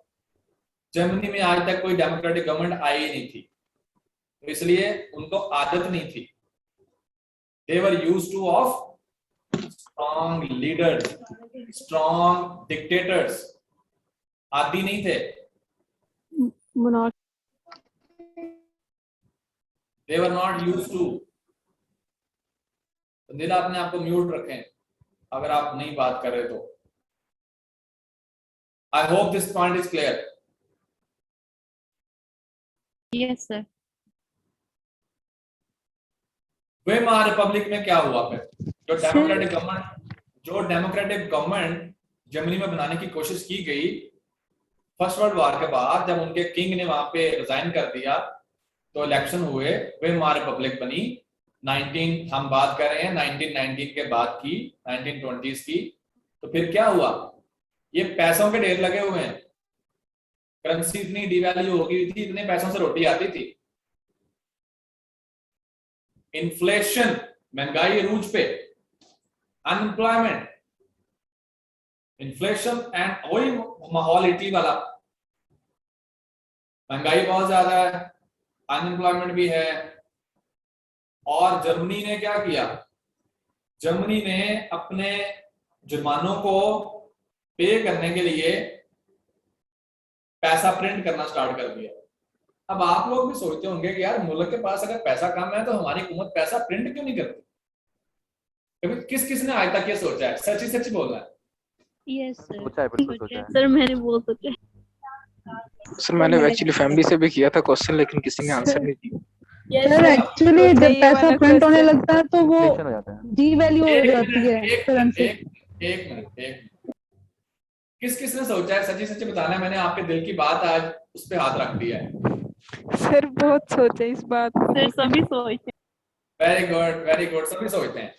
लेकिन फिर government पैसा print क्यों नहीं करती? सोचने वाली बात ये है। इन्फ्लेशन हो जाएगा सर एक्चुअली मैं ये सोच रहा था, ये डीवैल्यू हो जाती है फिर। एक मिनट, ये सबका मसला है इसलिए सारे बोलना चाह रहे हैं, मुझे पता है, but let me speak. Government फिर पैसा प्रिंट क्यों नहीं करती? जब पैसा प्रिंट करने से सारे मसले हल हो सकते हैं। भाई आपके घर में अगर मशीन हो तो आप तो 24 घंटे ये काम करेंगे, सोएगा भी कोई नहीं यहाँ पे, शिफ्टें लगा लेंगे घर में। तो गवर्नमेंट नहीं करती ऐसा काम, इसकी क्या वजह है? सर आई थिंक इसकी वजह ये है, जो इकोनॉमिस्ट इसकी वजह बताते हैं वो ये है कि अगर मार्केट में चीजें उतनी ही हो, फॉर एग्जांपल, और लोगों के पास 100 रुपया है उन चीजों को खरीदने के लिए, तो फिर क्या होगा कि कंपटीशन होगा चीजें बेचने वालों में और लेने वालों में। तो चीजों के प्राइस, फॉर एग्जांपल 5 रुपए की एक चीज है, लेट्स सपोज, पैसा डिवाइड होगा चीजें कितनी है मार्केट पे उन पे। अगर आप पैसा मार्केट में ज्यादा प्रिंट कर लें, चीजें आपके मुल्क में प्रोडक्शन नहीं हो रही, तो पैसा आपने ज्यादा प्रिंट कर लिया है, अब लोगों के पास पैसा ज्यादा आ गया फॉर एग्जांपल, तो चीजें तो उतनी है मार्केट में। तो जब पैसा ज्यादा होगा, लोग ज्यादा पैसा देके चीजें खरीदना चाह रहे हैं, because they have more money. पैसा प्रिंट करने से फायदा नहीं होता, बिकॉज मार्केट में जब तक आपकी प्रोडक्शन नहीं बढ़ती मुल्क अमीर नहीं होता। पैसा प्रिंट करने से कभी आप अमीर नहीं हो सकते। उसकी वजह क्या है? चीजें वही हैं, पहले लोग उसको खरीद रहे थे 100 रुपए से, अब आपने पैसे ज्यादा प्रिंट किया, मार्केट में आपने ज्यादा पैसा फेंक दिया, अब लोगों के पास पैसा ज्यादा है, पैसा डीवैल्यू हो जाएगा, बिकॉज चीजें तो उतनी है। अब लोग ज्यादा पैसे दे के वही चीजें खरीदना चाह रहे हैं। उससे क्या होगा कि लोग ज्यादा बोली लगाएंगे। जब ज्यादा बोली लगेगी तो चीजों की प्राइस ऑटोमेटिकली बढ़ जाएगी, because they have more money in their pockets. तो पैसा वर्थलेस हो जाएगा, उसकी कोई वैल्यू नहीं रहेगी। तो असल में मुल्कों को अमीर करने का जो तरीका है वो प्रोडक्शन बढ़ाना है। आपके मुल्क में ज्यादा चीजें बननी चाहिए एक्सपोर्ट करने के लिए। पैसा अगर छापने से मुल्क अमीर होते हो तो सारे दुनिया का हर मुल्क ज्यादा मशीनें इकट्ठी करने पर लग जाए, बस के पैसा छापना कैसे। तो इसका कोई फायदा नहीं होता, इससे महंगाई बढ़ती है, कम नहीं होती। If you have more money to buy the same things, जो पहले आप 100 रुपए में खरीद रहे थे, अब आपके पास पैसा ज्यादा आ गया तो आप ज्यादा पैसा देकर चीज खरीदना चाहेंगे। इससे क्या होता है, चीजों की प्राइस बढ़ जाती है और पैसे की कीमत कम हो जाती है। इसे महंगाई कहते हैं। करेंसी आपकी इटली में यही हुआ है, इटली में, जर्मनी में, अभी कुछ देर पहले टर्की में यही हुआ था। टर्की ने पैसा छापा, पैसे छापने से क्या हुआ कि वहां पे इतना पैसा दे के वहां पे लाइक बंडल लेके जाके लोग एक रोटी खरीदते थे। वहां पे पैसा इतना वर्थलेस हो गया हुआ था, बिकॉज मार्केट में चीजें है नहीं, आटा कम है, चीजें कम है और पैसा लोगों के पास ज्यादा है, नोट ज्यादा आ गए हुए हैं। अब नोट ज्यादा आ गए तो हर बंदे का दिल कर रहा है कि मैं ज्यादा से ज्यादा नोट देके, तो जो असल में पैसा तो बेकार चीज है। असल में जो चीज कारआमद है वो चीजें जो आप पैसे से खरीद सकते हैं। आपको पैसा क्यों चाहिए? पैसा क्यों काम की चीज की नहीं है? असल में जो काम की चीजें हैं वो आपकी लग्जरीज हैं। आपको खाने पीने के लिए चीजें चाहिए, आपको पहनने के लिए कपड़े चाहिए, आपको लग्जरी के लिए चीजें चाहिए, गाड़ी चाहिए, घर चाहिए। तो असल में वैल्यू तो उन चीजों की है जो आप पैसे से खरीद सकते हैं। पैसा in itself is nothing. The real importance is of those things which you need for your life. तो जब तक आप वो चीजें नहीं बनाते, मुल्क अमीर नहीं हो सकता। अब यूएसए की अगर $21 ट्रिलियन की इकोनॉमी है, $21 ट्रिलियन की यूएसए की इकोनॉमी है, इससे क्या मुराद है? जिसे जीडीपी आप कहते हैं, ग्रॉस डोमेस्टिक प्रोडक्शन। इससे मुराद ये है कि यूएसए के अंदर 21,000 अरब डॉलर की साल की चीजें प्रोड्यूस होती हैं। 21,000 अरब डॉलर की मीन के $21 ट्रिलियन की चीजें यूएसए में प्रोड्यूस होती हैं, और पाकिस्तान में 300-350 अरब डॉलर की, खरब नहीं अरब, वहां पे 21,000 अरब डॉलर की। ये फर्क है हमारी इकोनॉमी में और यूएसए की इकोनॉमी में, इसलिए वो मुल्क अमीर है। नोट छापने से कोई अमीर नहीं हो सकता। चाइना में कितनी चीजें बनती हैं साल में? चाइना के अंदर जो फैक्ट्रीज हैं, कंपनीज हैं, वहां पे साल की तकरीबन 15,000 अरब डॉलर की चीजें वहां पे प्रोड्यूस होती हैं, इसलिए चाइना सेकंड नंबर पे है। हमारे यहाँ प्रोडक्शन कुछ नहीं है, तो पैसा छापने वाली सोच आप खत्म कर दें। It will not benefit your country. Individual level पे इंसान को फायदा होता है, बिकॉज हमने कौन सा मुल्क चलाना होता है। उसके बाद जर्मनी की करेंसी वर्थलेस हो गई, इतने पैसे देके लोग रोटी खरीद रहे थे, बिकॉज आटा नहीं है, क्राइसिस है, पैसा है लोगों के पास लेकिन चीजें नहीं है मौजूद जो खरीदनी है, जिनकी असल में जरूरत है। अब लोगों के दरमियान मुकाबला लगा हुआ है कि कौन ज्यादा पैसे देके वहां पे जाके रोटी खरीदेगा। अब कोई बंदा इतने पैसे लेके जा रहा है एक रोटी लेने के लिए, करेंसी बेकार होगी, लाइक कागज के टुकड़े बन गए बस। A loaf of bread cost less than 1 German mark in 1918. 1918 में एक रोटी लेने के लिए आपको 1 जर्मन मार्क, जिनके जर्मन रुपए से भी कम पैसे लगते थे 1918 में, और 1923 में कितने लगते थे? 200 बिलियन। बेकार होगी करेंसी आपकी, it's worthless, because you have more notes, you have more currency, लेकिन आपके पास चीजें नहीं है मार्केट में।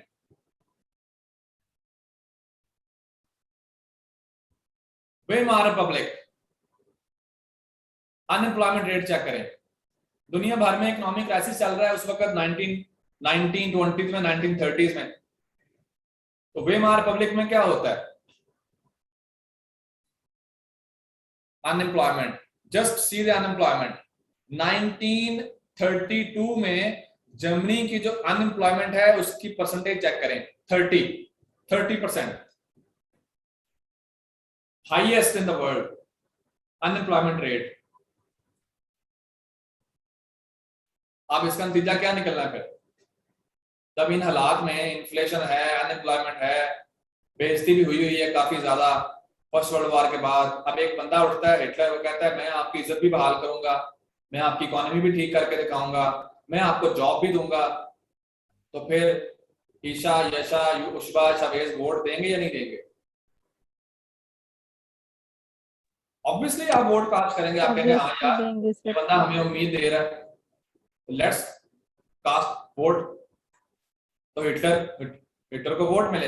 हिटलर आता है पावर में जर्मनी में। मसोलिनी बना डिक्टेटर इटली में कब? मिड 1920s में। उस वक्त हिटलर इतना मशहूर नहीं था जर्मनी में, क्योंकि हिटलर भी एक मार्च कर चुका था। जिस तरह का मार्च उसने किया था वहां पे रोम पे, हिटलर ने भी कोशिश की थी, लेकिन वो मार्च नाकाम हुआ। हिटलर को उठा के उन्होंने जेल में डाल दिया। वहां पे उसने किताब लिखी, माई स्ट्रगल, मेन काम्फ, जिसपे उसने अपने सारे आइडियाज लिखे रेसिज्म के। तो उसके बाद हिटलर ने क्या किया? फर्स्ट वर्ल्ड वॉर खत्म होने के बाद हिटलर म्यूनिख में रहा। म्यूनिख वहां का बहुत मशहूर शहर है जर्मनी का, और पुलिस का स्पाई बन गया वहां पे। एक वहां पे पार्टी बनी थी जर्मन वर्कर्स पार्टी। हुकूमत ने वहां पे, पुलिस ने उसको अपना स्पाई बना लिया, जासूस बना लिया, उस पार्टी को चेक करने के लिए। इस पार्टी पर ध्यान रखना है भैया आपने।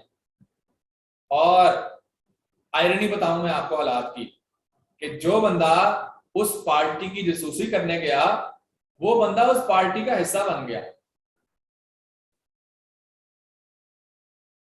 हिटलर इतना ज्यादा इंप्रेस हुआ उस पार्टी से कि उसने वो पार्टी ज्वाइन कर ली, और फिर इस पार्टी ने अपना नाम चेंज किया। नाम क्या रखा गया? National socialist German workers party. Understand करें, लिखने की जरूरत नहीं है, मिला ना करें। क्लास में बुक आप ले लेंगे, उसमें ये आपको लिखा हुआ मिल जाएगा। Just try to understand it. National socialist German workers party, जिसे नाजी पार्टी कहते हैं। और फिर इस पार्टी की जो पॉलिसी थी, they became known as the German brand of fascism, जिसको हम नाजीज्म कहते हैं। नाजी पार्टी की पॉलिसीज बनी नाजीज्म। सिंबल नाजीज्म का क्या है? The Swastika. Swastika, the symbol, this symbol Swastika, आज भी कई मुल्कों में लोग इस सिंबल को लगाते हैं। इस पे बैन लगा हुआ है वैसे। This symbol is band. आपने इसका बैज बना के नहीं लगा के फिरना। This symbol is band and this symbol means symbol of power. It has historically been used as a symbol of power. और हिटलर की किताब, सर बैन क्यों है इस सिंबल पर? ये क्यों बैंड है? आपको पता नहीं हिटलर ने क्या कारनामे अंजाम दिए इस सिंबल के साथ? सर हिटलर की वजह से इसे बैन कर दिया था। जी बिल्कुल, हिटलर की वजह से, हिटलर की हरकत की वजह से। 5-6 करोड़ बंदा मरा था सेकंड वर्ल्ड वॉर में। 60 लाख यहूदियों को उसने मारा था। आपने किसी कॉन्स्पिरेसी में नहीं पढ़ना कि यहूदी मरे नहीं है, सारा ड्रामा करते हैं ये वो। मरे हैं भाई। यहूदियों ने बड़ा एक्सप्लॉइट किया है इस चीज को कि हम पे जुल्म हुआ है। उन्होंने अपने आप को दुनिया के अंदर मजलूम बना के पेश किया और उसका फायदा उठाया उन्होंने बहुत अच्छे से, आज तक उठाते हैं। सर वो हैलोवीन के नाम से इनका एक इवेंट भी होता है। बिल्कुल, वो आप हॉलोकॉस्ट की बात नहीं कर सकते, आप क्रिटिसाइज नहीं कर सकते। अगर दुनिया में कोई कहे कि हॉलोकॉस्ट नहीं हुआ, यहूदियों को नहीं मारा गया, सारा ड्रामा है, तो यूरोपियन मुल्कों में तो उसको सजा मिलती है, अमेरिका में भी। हिटलर ने बुक लिखी माइन काम्फ, जिसे जर्मन में सर यहूदियों को इतनी क्यों वैल्यू दी जाती है? यहूदी थोड़े हैं और बड़े चालाक हैं और बड़े एक्सपर्ट हैं। वक्त डाला हुआ है इसमें दुनिया को। They are very good bankers, they are very good agriculturist and they are very good policy makers. हर अदारे में घुसे हुए हैं, मीडिया में, उसके बाद पॉलिटिक्स में, इकोनॉमी में, बैंकिंग में, दे वेरी गुड। मुसलमान आपको पता है कुछ कर नहीं रहे तो फिर उन बैठ के उन्हीं को गालियां निकालते हैं यहूदियों को। तो माइन काम्फ, माय स्ट्रगल, उसने किताब लिखी हिटलर ने। उसमें वो कहता है ये 9 महीने जो जनाब ने जेल में गुजारे थे वहां पे बैठ के किताब लिखी है हिटलर ने। हमारे यहाँ लोग जेल में गुजारते हैं लेकिन किताब लिखना दूर की बात है, वहां पे वो कहते हैं खाना ही अच्छा नहीं मिलता, बाहर निकालें। तो हिटलर वाज वेरी आइडियोलॉजिकल, बड़ा नजरियाती किस्म का आदमी था, चाहे उसके नजरियात गलत थे। ये उसने अपने बिलीफ यहाँ पे सेट किए और गोल सेट किए वहां पे बैठ के।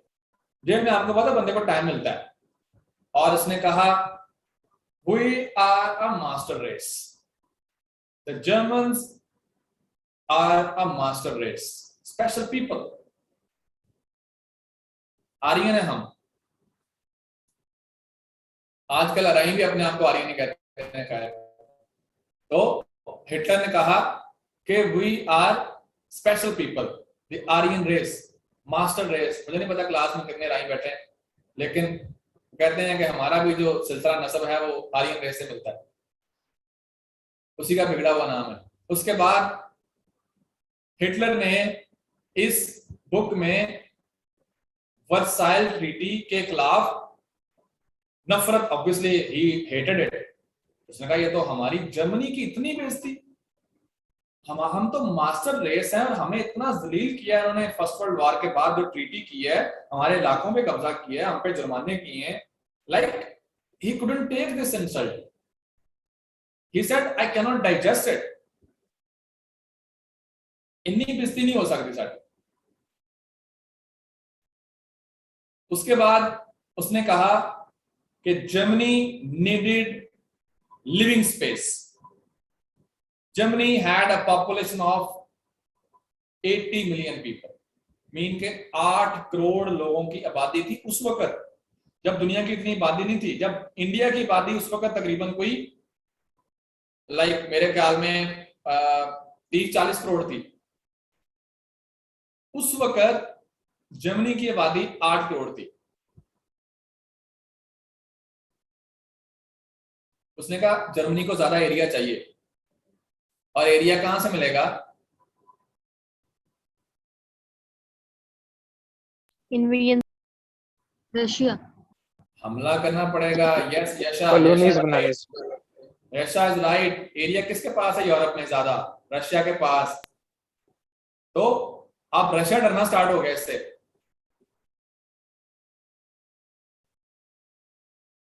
अब बियर हाल पुश, हिटलर ने मसोलिनी को फॉलो किया और उसने एक मार्च प्लान किया म्यूनिख पे, नवंबर 8, 1923, जिसे बियर हाल पुश कहते हैं।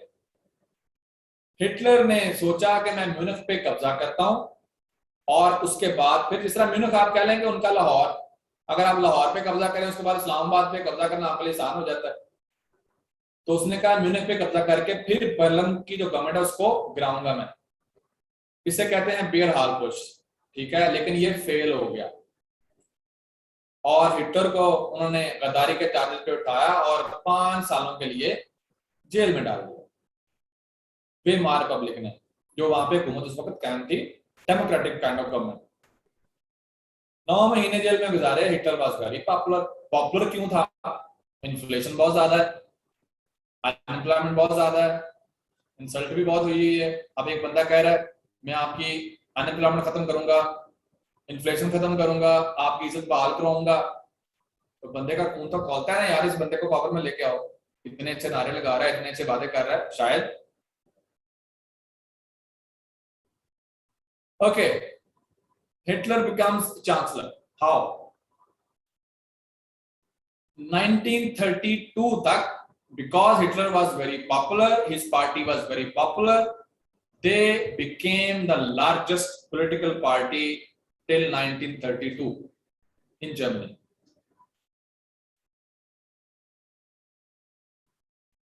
तो फिर जो लीडर्स थे, उन्होंने जो जर्मन प्रेसिडेंट था हिंडनबर्ग, उसको ये एडवाइस किया कि ये पार्टी इतनी पॉपुलर हो गई है, आप इसको पावर में, आप इस पार्टी को पावर से बाहर नहीं रख सकते, कुछ ना कुछ आपको देना पड़ेगा इनको चुप कराने के लिए, वरना ये आपको हुकूमत नहीं करने देंगे।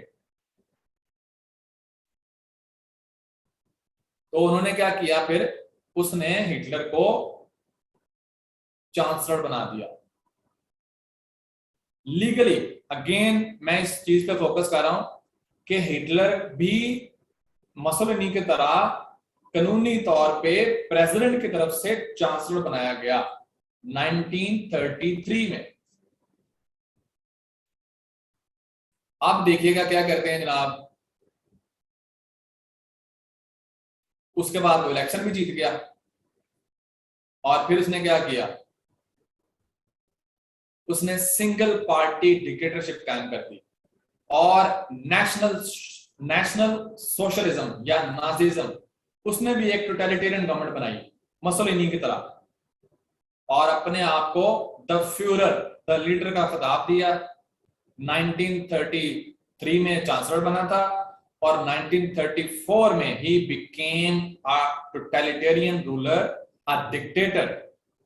और फिर 6 साल में जर्मनी ने as Hitler promised economic recovery की, माशी हालात बेहतर हुए, लोगों को जॉब्स मिली, जो लाके उन्होंने जर्मनी के कब्जा किए थे, वो उसने वापस लाना शुरू किए और अब बारी आ गई है बदला लेने की।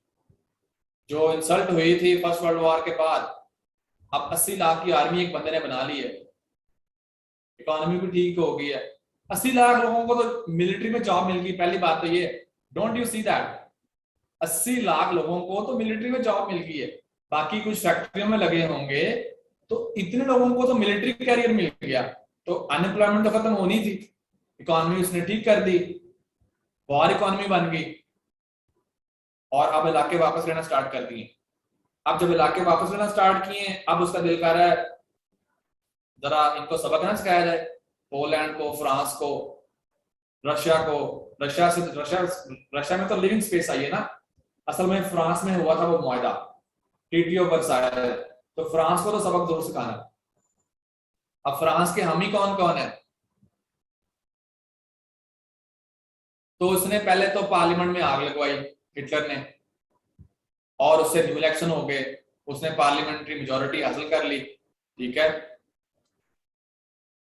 और अल्टीमेटली जो मैंने आपको बताया कि वो लीडर बन गया। हिटलर की जो टोटलिटेरियन स्टेट थी उसमें उसने क्या किया? सिविल लिबर्टीज खत्म कर दी। कोई सिविल लिबर्टीज नहीं है, कोई free life to liberty movement खत्म कर दी उसने।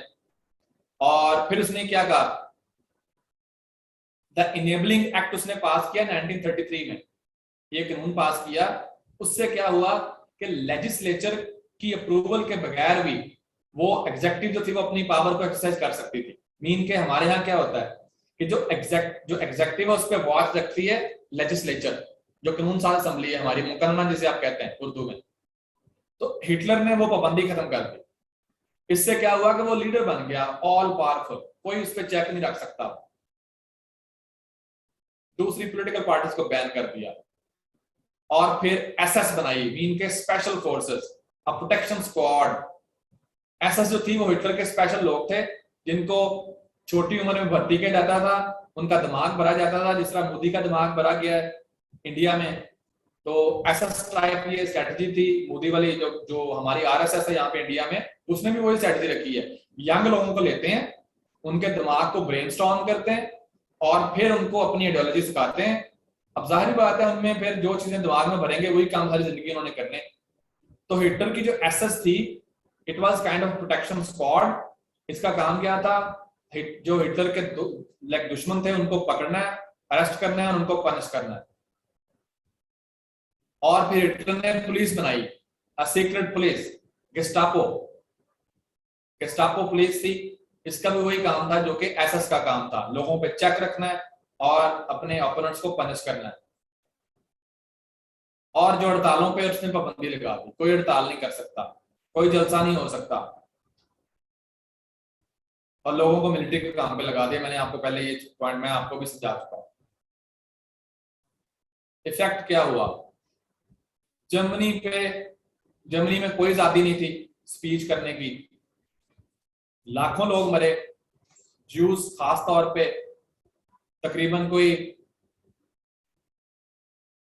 6 करोड़ लोग सेकेंड वर्ल्ड वॉर में they lost their lives, a war which Germany started under Hitler.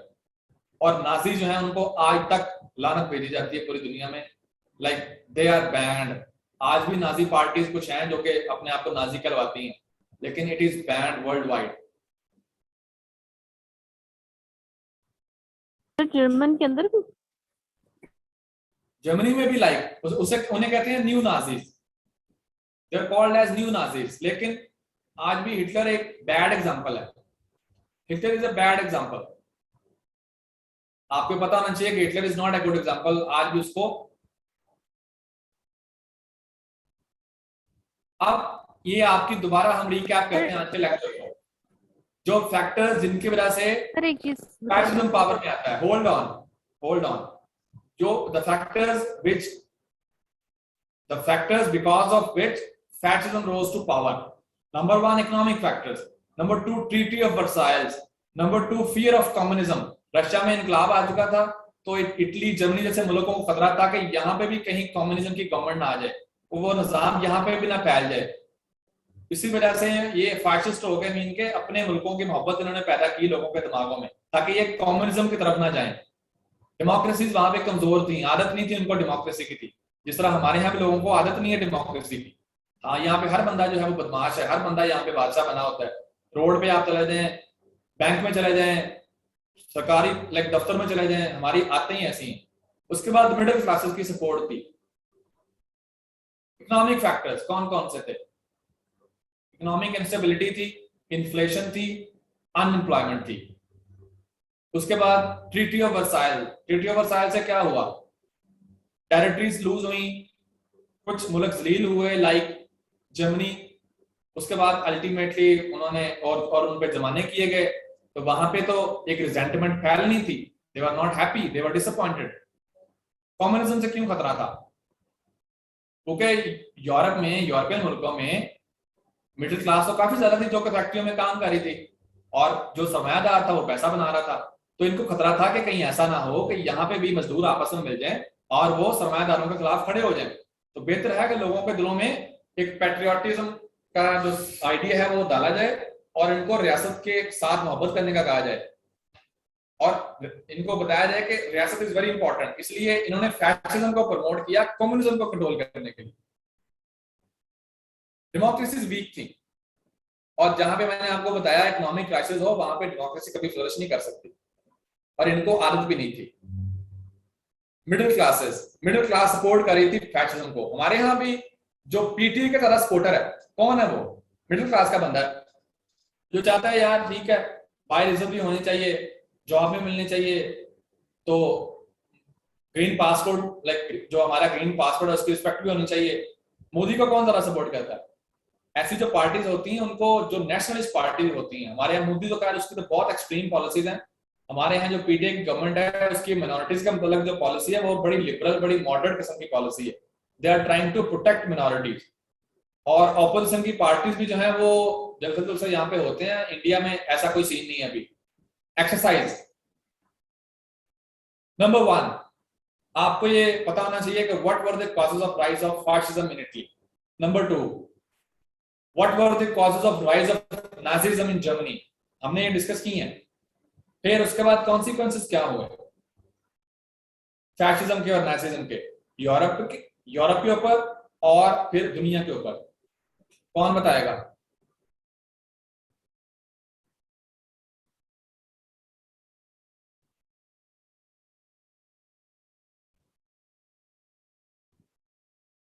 Bilal, कौन से कॉन्सिक्वेंसेस थे फैशिज्म के और नाजिज्म के? What were the consequences?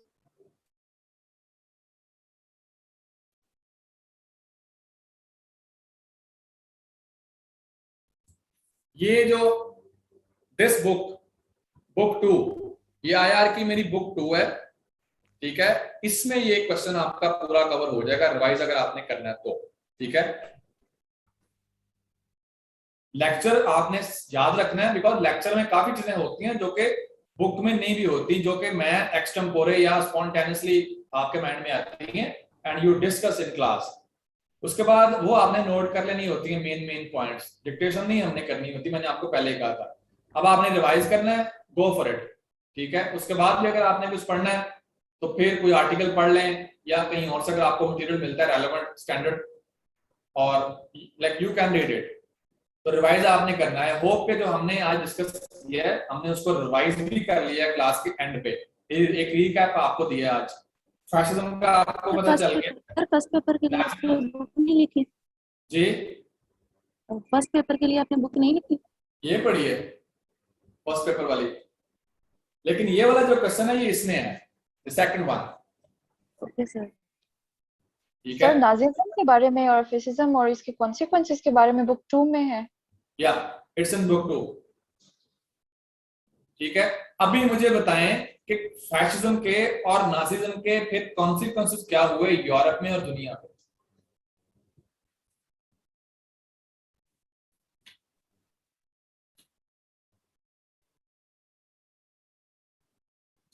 बोले सर पॉजिटिव इफेक्ट्स तो उनके ये हुए थे ना कि उनकी इकोनॉमी बेहतर हो गई थी, लोगों को एम्प्लॉयमेंट मिली थी, ये सब हुआ था।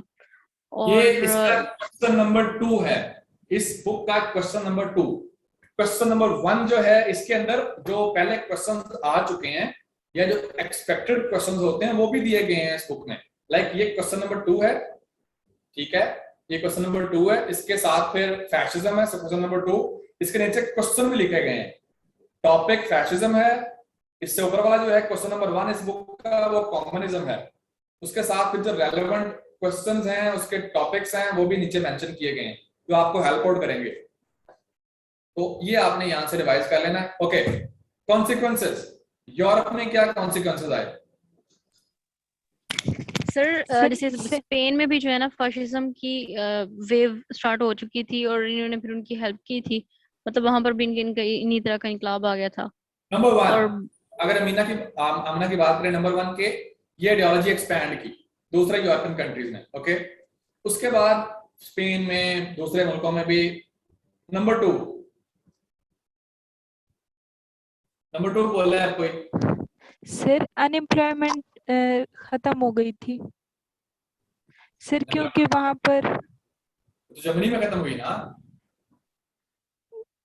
सर, लेकिन इससे पॉजिटिव चेंज तो आया ना कि उन्होंने इसे Sir, can we also say that emergence of more strong leaders? Inflation भी।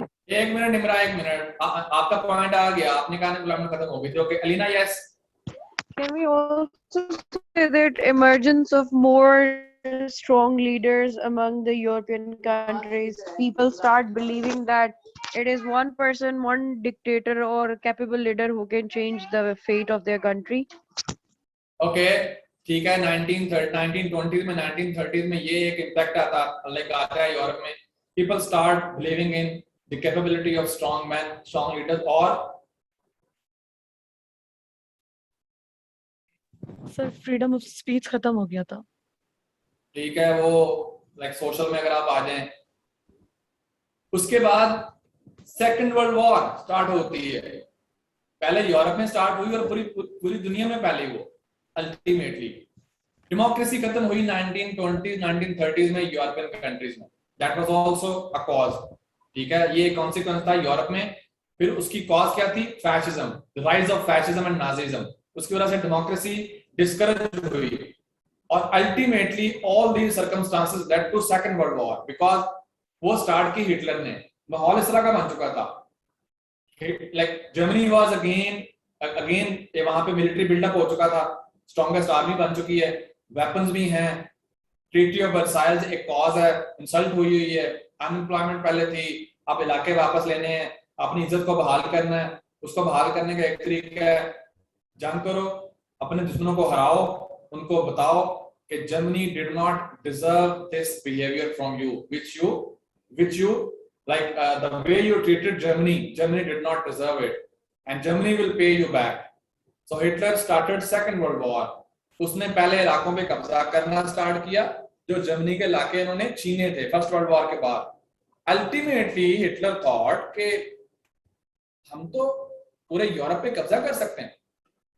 कुछ ही दिनों में फ्रांस पे कब्जा हो जाता है, पोलैंड पे कब्जा हो गया, बेल्जियम पे कब्जा हो गया, लग्जमबर्ग गया, ऑस्ट्रिया गया, चेकोस्लोवाकिया गया, इंग्लैंड पे अटैक कर दिया, रशिया पे अटैक कर दिया। Like you see one country is attacking so many countries. तो आपके दिमाग में आता है कि we are something special and this thinking of considering yourself special, इससे बड़े नुकसान होते हैं। और फिर ultimately we will discuss what happened second world war में। फिर क्या होता है, मैंने आपको लास्ट टाइम जो डॉक्यूमेंट्री दिखाई थी उसमें फैशिज्म, नाजिज्म किस तरह इमर्ज होता है, कम्युनिज्म चल रहा है रशिया में, at the same time communism expand भी कर रहा है, यूरोपियन मुल्कों में भी पार्टियां बन रही हैं कम्युनिज्म को एक्सपैंड करने के लिए। बिकॉज हमने पढ़ा आज कि कम्युनिज्म इज इंटरनेशनलिस्टिक, कम्युनिज्म एक्सपैंड करना चाहता है बिकॉज वो सोचते हैं कि उनकी आइडियोलॉजी जब तक एक्सपैंड करेगी वो स्ट्रॉन्ग रहेगी। ठीक है, दूसरे मुल्क भी डिजर्व करते हैं कि वहां पे भी लोग अपने कैपिटलिस्ट के खिलाफ खड़े हों, मजदूर इकट्ठे हों और अपनी एक इनकलाबी गवर्नमेंट वहां पे फॉर्म करें। We will see how this second world war will unfold and how it will end and what would be the consequences of second world war in the next class hopefully, okay? And inshallah मैं कोशिश करूंगा कि second world war को complete करके then I will show you another documentary ताकि आपका concept clear हो जाए। आई होप के लास्ट वन से भी आपको कुछ चीजें समझ आई होंगी, आपके माइंड में स्केच बना होगा। लास्ट डॉक्यूमेंट्री का लिंक मिल सकता है? जी बिल्कुल लिंक मिल सकता है, I will send you the links. तो सर स्लाइड्स भी शेयर कर दीजिए। Did it help you people? Slides की जरूरत नहीं है, बुक में इससे ज्यादा कॉम्प्रिहेंसिव है। स्लाइड्स में पॉइंट्स होते हैं, जो स्लाइड जो है वो टीचर की बोलने वाले की मोहताज होती हैं। सर नहीं एक्चुअली अभी बुक नहीं है तो वो रिवाइज करने में हेल्प आउट कर देंगी। Okay okay, I will send. अगर बुक आपने अभी तक नहीं अरेंज कर पाए तो मैं कहूंगा एडमिन से कि वो आपको सेंड कर दें, तो आप बुक से रिवाइज करें, कोशिश करें कि जल्दी जल्दी अरेंज कर लें। एंड आई होप के जो मैंने पिछली क्लास के बाद आपको एक क्लिप दिखाया था डॉक्यूमेंट्री का, it was helpful, was it? Yes sir. Yes sir. Okay, इंशाल्लाह नेक्स्ट क्लास में हम सेकेंड वर्ल्ड वॉर को कंप्लीट करेंगे एंड उसके बाद आपकी जो अंडरस्टैंडिंग है ये करंट वर्ल्ड ऑर्डर की, कभी जो निजाम अभी बना हुआ है इसकी बेसिस क्या है, इसकी हिस्ट्री क्या है, इसका बैकग्राउंड क्या है और इसकी कॉजेज क्या है। You will have a clear idea. See you next class इंशाल्लाह। Stay safe and blessed. अल्लाह हाफिज फ्रॉम माय साइड। अल्लाह हाफिज सर। अल्लाह हाफिज सर। अल्लाह हाफिज सर।